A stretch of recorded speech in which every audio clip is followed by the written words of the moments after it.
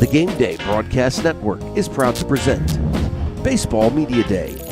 Baseball Media Day is brought to you by ION Training Center, the premier training center for Olympic athletes and hockey in Northern Virginia, and by Integrated Sports Medicine and Physical Therapy. Call Robin O'Connor and her team at Integrated Sports Medicine the next time you have to get back in the game.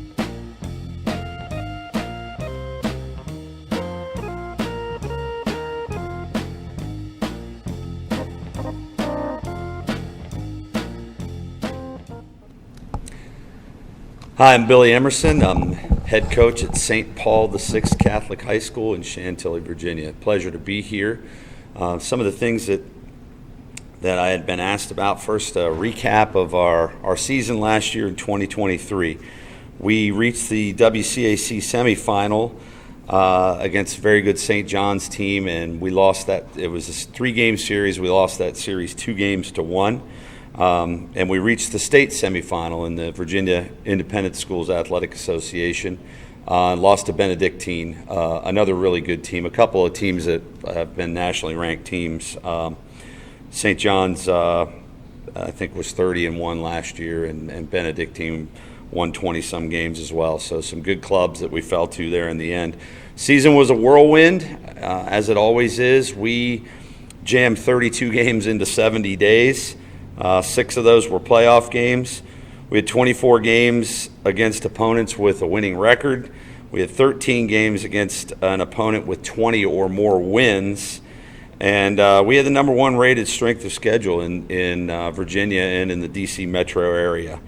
That was our 20 wins. That was the 9th time that we've done that in the last 17 years. And we ended up with 2 first-team All-WCAC players and 2 first-team All-State players, which is a great honor. Regarding off-season development and culture, our off-season program was great.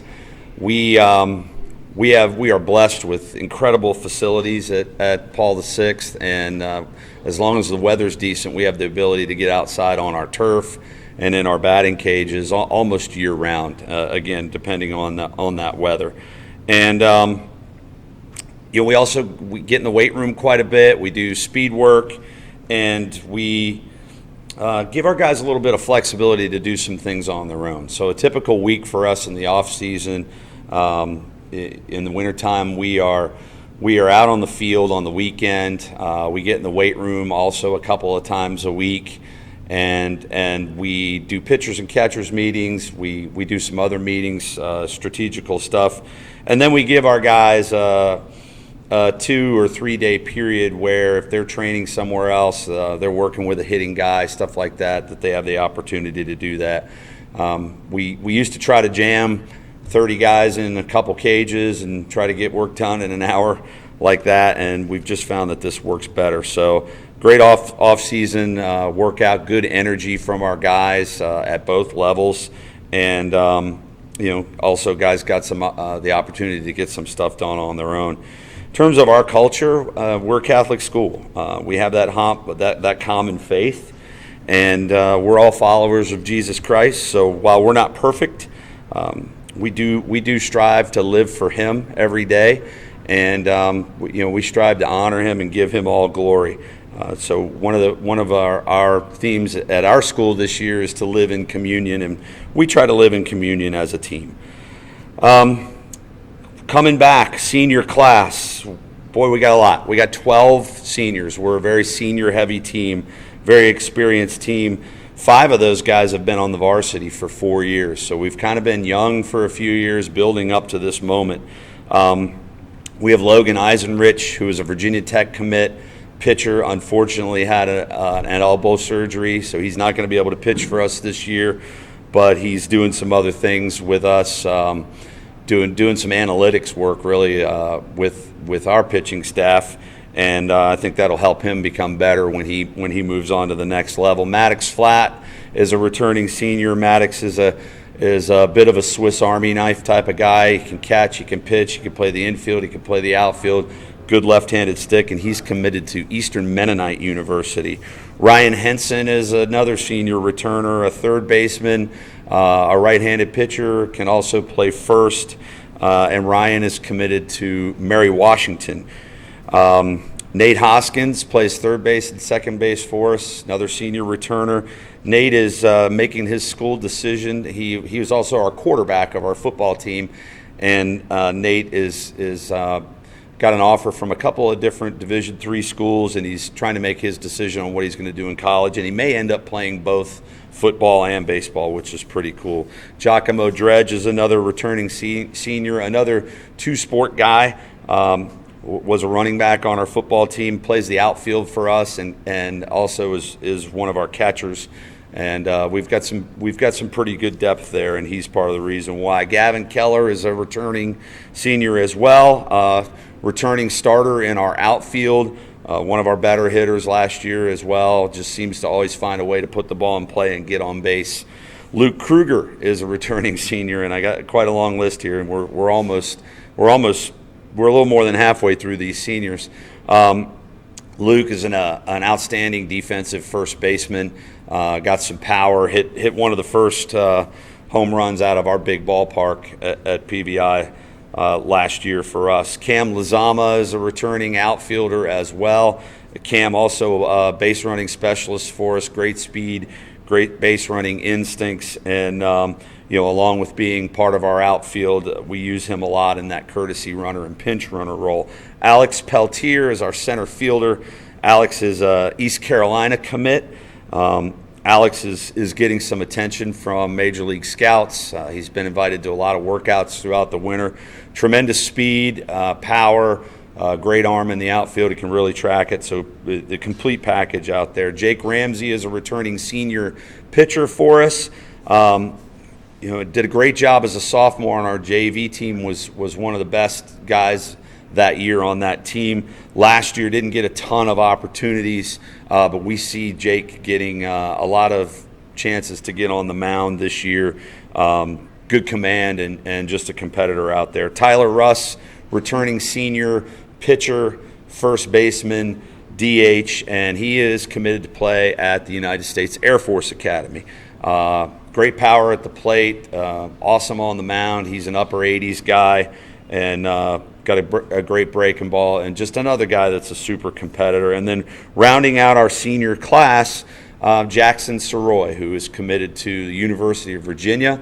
He's a shortstop. He's got special tools defensively. He's a great hitter. He's got a super eye in the batter's box, and he is also getting some attention along with Alex Peltier from some major league organizations. It's possible, depending on how the spring goes for these guys in the early summer, they may be in the draft conversation. But if not, they're both going to great programs with great coaches, and I think you're going to see and hear a lot from them and those other guys I mentioned who are college commits. We expect our seniors to lead. That's the group, and we expect those guys to help kind of steer our ship as we work our way through this season. Other key returners from last year, guys that started and contributed in a lot of different ways. Will Teig is a junior catcher, hitting our three-hole, ended up being our three-hole guy last year toward the second half of the season and through the playoffs, and did a great job at the plate. He can catch, he can play first base, and he's also working on playing left field. So he's another guy that's pretty versatile. Got a lot of schools interested in him right now. He remains uncommitted. Matthew Rousey is a big, tall, right-handed pitcher who started for us last year, had some success as a sophomore, now coming back as a junior. We expect big things from him. Alex Pierce plays the outfield for us. He's a switch hitter. Alex is also a junior, and Alex is a right-handed pitcher as well. So another two-way guy that will contribute in a lot of different ways. And then Carter Purdue is a sophomore back this year for us. And Carter came up at the end of last season as a freshman, had about 5 appearances, and one of his biggest appearances was he got the win when we did beat St. John's in Game 2 of that 3-game series. And he's the only pitcher in the country to register a win against them last year. So those guys are all getting attention from from a number of schools, and they all have a bright future. On the mound, boy, this is a long list too. We have 14 arms. We have 14 guys that we feel like can go out and give us a chance. I don't think we really have a number one just yet, or a number two. I'd like to think that we have 4 or 5 number ones, meaning that those 4 or 5 guys we could roll out there against anybody, and they would keep us in the game, and they would compete and give us a chance to win. Along with the previously mentioned guys, Tyler Russ, Matthew Rousey, Carter Purdue, Maddox Flat, who catches, pitches, does a lot of things, Ryan Henson, Jake Ramsey, and Alex Pierce. We have some other guys. Gregory Quintana is a junior right-hander. Has really developed, was on our varsity last year as a sophomore, got a few opportunities, made the most of those, and now he is one of those guys that could definitely be in that group of 4 or 5 that I was talking about. Will Emerson, who is my son. Will is his first year on varsity, did a great job on our JV last year. I think he was tied for the lead in innings pitched and wins on that JV squad. He was in the group of guys that came up at the end of last year, didn't get an opportunity.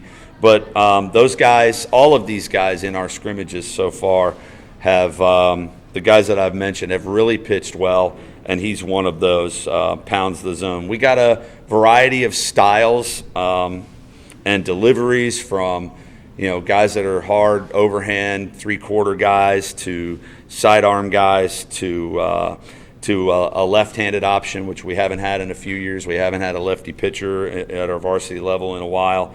So, I think we're going to be a kind of team that you could see 4 or 5 guys pitching every game, just because we can do that and we can keep our arms fresh and strong as we get down to the road to playoff time. Hitting, basically our whole lineup, when we talk about offense, basically our whole lineup is returning.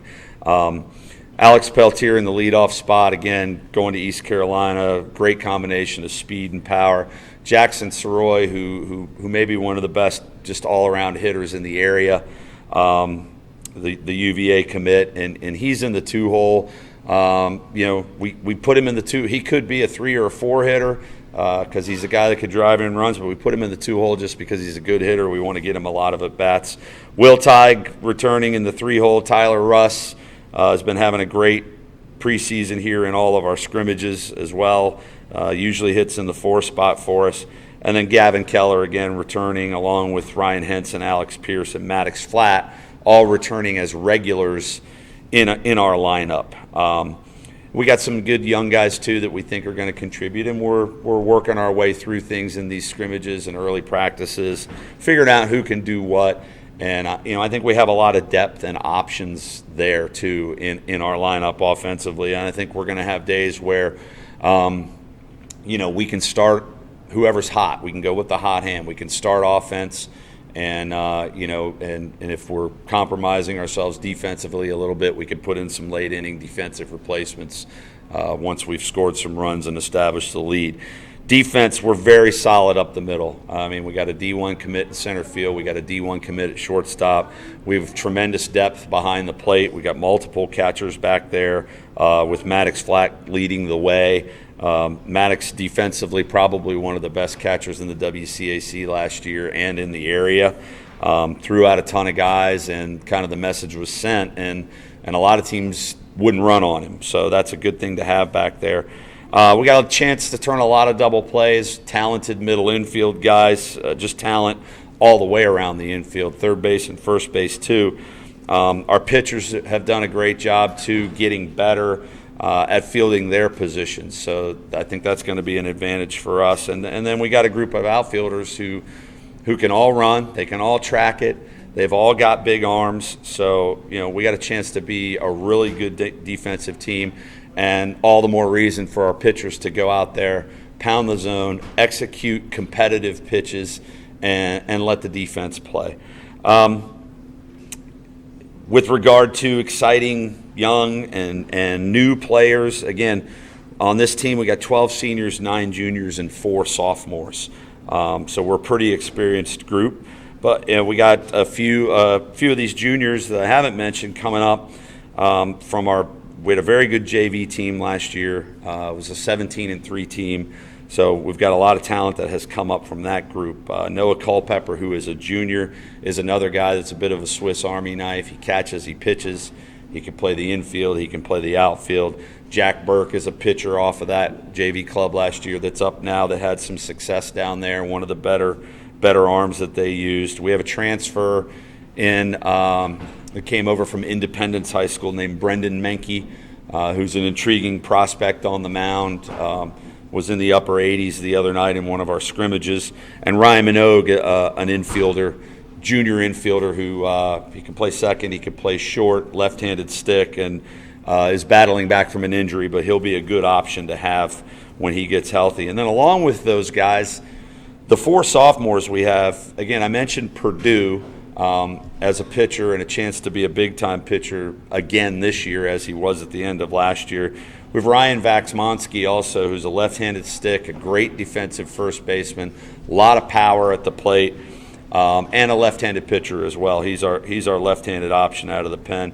Thomas Jewett, coming up to varsity, full-time. A lot of these guys came up at the end last year, but Jewett's a great middle infielder. Possibility of him being a combo in the middle with Soroy, with Jewett at second base. And then Aiden Gallagher. And these guys are really, a big part of that core of that quality JV team last year. Also guys that at the end of the season came up with us at varsity. Aiden Gallagher is another multi-position guy, great defensive catcher behind the plate, showing some power at the plate offensively. He can play first. We've used him in the outfield a little bit, and he is an outstanding prospect on the mound, and he's just kind of getting into pitching, but throws a ton of strikes, throws hard, throws a heavy ball. So a real solid group of freshmen and sophomores also that are currently on our JV. Real strong freshman class, and some of those returning sophomores have a bright future as well. When you talk about our schedule, it's tough again. Just like last year, but we believe that iron sharpens iron. The WCAC is tough. We're going to play some tough non-conference opponents locally as well. One of those being Centerville High School, and Coach Felt just left the podium here before me. That's always a good game. He always has a good ball club. They're well coached and they compete, so that's going to be a good test for us. Our traditional WCAC rivals, across the board. Starting with St. John's, you got to start with them because they're the defending champs. But all of those games will be tremendous battles. And then, we talk about big games. They're all big to us. We have been fortunate enough that we have a little success and we have some talent on our team. We've been invited out to Bishop Gorman's tournament in Las Vegas. That's called the All Faiths Classic. So we'll be out there with teams from Arizona, California, Florida, Utah, Nevada, all over the place. A lot of, probably of the 16 teams in that tournament, there'll probably be more than a handful that are ranked in the top 10 in the country, I would imagine. It's a great tournament. It's going to be very competitive. And then we'll return to Hartsville, South Carolina for the Southeastern Baseball Classic the week after that. So we got quite a travel log ahead of us, but iron sharpens iron, and the idea is for us to, when we get to early to mid-May and we get into the WCAC tournament, we get into the state tournament, the goal is for us to be playing our best baseball there. So we gotta challenge these guys, and we got to take advantage of these experiences against really good programs. It sounds like you're allowing your kids to do the individual work in their travel programs. How are you integrating what they learn into your Paul VI baseball program? Well, I'll start with this. None of this goes as well as it goes without me having a great coaching staff. So you're only as good as the people who you surround yourself with. So a coaching staff will, if we have somebody that goes and hits on their own somewhere else. Our hitting coach is going to make sure that he understands what's being taught, why, because the ultimate goal, whether it's us or whether he's working, whether the kid is working, whoever he's working with individually, the ultimate goal for both parties is to get him as good as he can be. So I think that's how we integrate that. In terms of the pitching stuff, we're big believers that our guys need time off from pitching. So some of our guys will work with pitching guys in the off season, but we usually shut that down around Christmas time or earlier so that they have that time off. And you get the cooperation of the parents on that? And we do get the cooperation. In fact, this winter back in December, I organized a symposium on this very subject, on velocity training and the increase of arm injuries and the risk of, if you want to throw harder earlier without just relying on the natural process of maturation, as your velocity increases, your risk of injury is going to increase. So I had two doctors, one who's an orthopedic surgeon, the other who is a professional, renowned, very well-renowned physical therapist and doctor who's worked with. He was the PT for the Washington Nationals, and I had a Division I pitching coach. And those guys came together, and we talked about this. It was a good thing, and I think we're going to do it again in the future, just because the goal is, let's get these good kids as good as they can be, but at the same time we got to protect them, and we got to do it the right way so that we're keeping them safe and healthy while helping them develop, if that makes sense. No, it does. Is sometimes less is more in the development of a pitcher? It is, yes, and they definitely need that time off. And I think if you talk to the PT department in any major league organization, they're going to tell you, guys really shouldn't be November, December, January at least. Don't throw baseball in that time. Don't throw off the mound. There are some guys that it's okay if they want to play some catch, that's fine, just to keep their arm active. But yeah, they need that recoup time. So that's something we've really paid a lot more attention to. Unfortunately, we've had a few arm injuries over the last few years, and with this change and this kind of new trend of velocity training taking off, it's something that we're paying more attention to it, and we're not trying to point fingers and say anybody's doing anything wrong necessarily. It's just how can we do this? How can we manage this? And how can we keep people safe? And how can we keep them from getting hurt? And it's not easy. It's an ongoing process, and I think it's an ongoing conversation. Coach, can you talk a little bit about the transfer portal and how you've seen it affect high school kids in their recruiting process? Yeah, and that kind of relates to this. It really does relate to this. The NCAA is a Wild West show right now in a lot of regards with the NIL and now the transfer portal thing.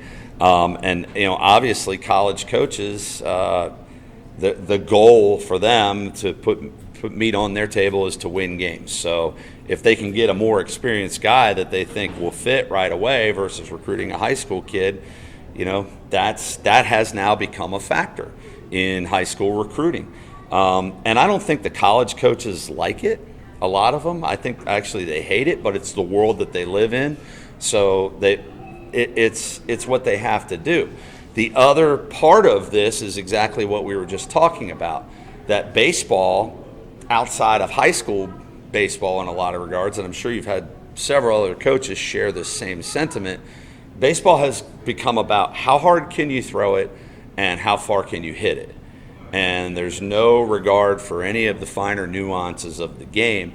And, I think some people scoffed at this, but the Washington Nationals had up in their bullpens in spring training, they had a sign that said, nobody cares how hard you throw ball for.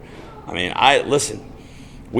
then people will start accusing high school coaches of, they don't care about you developing and blah, blah, blah. No, don't. That's not true. I would love 10 guys that throw 95. But if you throw 95 and you can't throw a strike, or you can't get people out, then, it's more of a carnival game than pitching. It's like going into that inflatable thing where you try to throw it as hard as you can for the radar gun there. So again, it's a balance. We have more technology. We got a lot of good people out there, a lot of good coaches, a lot of good trainers and instructors. We have more of that stuff than we've ever had, and it's great. But they are tools, let's say, and you got to use them correctly, and you got to be careful. So, again, it's an ongoing conversation. I think it's something that we're going to have to continue to talk about and work at. And I hope the NCAA makes some adjustments along the way to compensate for some of these things that are causing issues and causing problems, and in some cases, ultimately, causing injuries, because it's a pardon the pun, but it's an arms race. Right. Coach, we want to thank you for coming in. Best of luck this year. I know you're already underway and going. We look forward to following you and see how it goes. Thanks so much. It's a pleasure to be here.